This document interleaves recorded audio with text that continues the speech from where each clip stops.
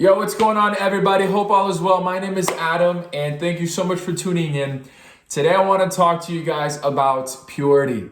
You know, many people have struggled with this. It's a huge battle for lots of people, and people may be quiet or silent about that. And today, I want to break the silence because it's something that we all go through, or at least faced or battled once in our life, is purity. Maybe you're addicted to pornography. Maybe you're addicted to masturbation. Maybe you just feel like you cannot overcome this. And I want you to know that you are not alone.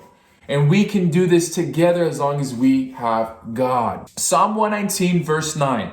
It says, "How can a young person stay on the path of purity? By living according to your word." Now, Now, the psalmist is speaking to God. And what does he say? He goes, man, how can a young person stay pure? It seems like the people who struggle with this the most are young people. I remember being in high school before I was a Christian, and that was like the topic of discussion. Oh man, that girl looks fine. Oh man, that girl looks good. Oh, like this girl, I did that to that girl. I'm like, oh dude, come on. Like, we would celebrate. And I look back at it like, man, that is so disgusting.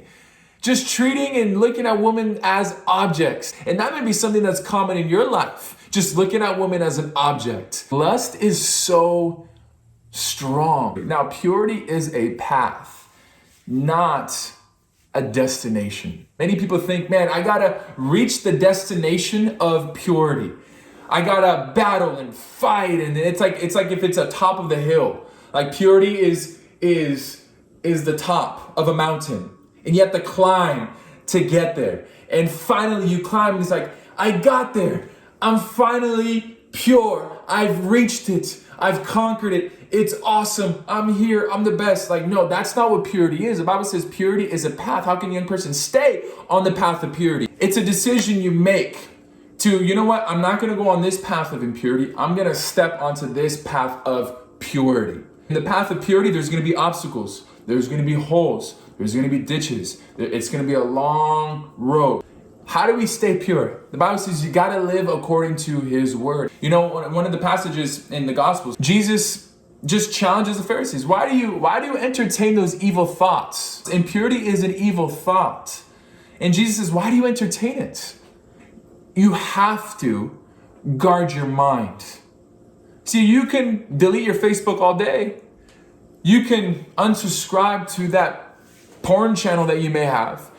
You can stop watching those videos, but if your mind isn't pure by washing with the word, you will continue to fall into masturbation because you could just think about it while you're in the act of impurity. And so the challenge is guarding your mind, living according to your word in your mind. You wouldn't allow yourself to think about certain things, right? For example, murder. Like, dude, heck no, I would never murder somebody. Or child pornography. You wouldn't allow yourself to think about those things. Like, if a thought, you're like, as soon as you hear child pornography, you're like, dude, what the heck? That's so evil. I would never, that's ridiculous. How can somebody ever do that? So why do you treat that thought different from masturbation when they're both pornography? Colossians 3 verse 5 says you got to put to death all the impurity, all the lust. Why? Because it is idolatry. It's something that you worship. You have to put it to death. Well, how do we put it to death? If you had a dog and it died and you buried it in your backyard, right? And you buried it in your backyard and you gave it its proper burial. You love that dog, Sparky. You buried it and you used to play with him all day. You grew up with him all day and it was a good dog. And it died and you buried it. 2 years later, you wouldn't go back and unbury and try to play with Sparky and play fetch with Sparky, right? How weird would that look if I undug the bones and I'm like, go Sparky, and try to hug it and kiss it and things like that? No, it's dead, it's gone. You don't go back to it. Sparky's dead. I'm sorry, I know it sucks, but Sparky's dead. In the same way, when you make a decision, you know what? I'm gonna kill this impurity in my life. I'm gonna stop thinking these thoughts. It starts with the mind. I'm gonna stop it. Don't go back to it. So if your struggle was on a certain time at night, if you get tempted, say at 1 o'clock in the morning, why are you up at 1 o'clock in the morning? If your struggle is on Netflix, why are you on Netflix? If you find your struggle to be on YouTube and you search things on YouTube, why are you on YouTube at a certain time at night? If your struggle is at a strip club or something like that, and why do you drive by it? Take another route. Take the long way. Well, it's going to save money and gas. It's better to save yourself, save your soul from those things than to save a little bit of gas money, is it not? I love you guys. If you have any more questions, this is a topic that can be discussed for so much longer.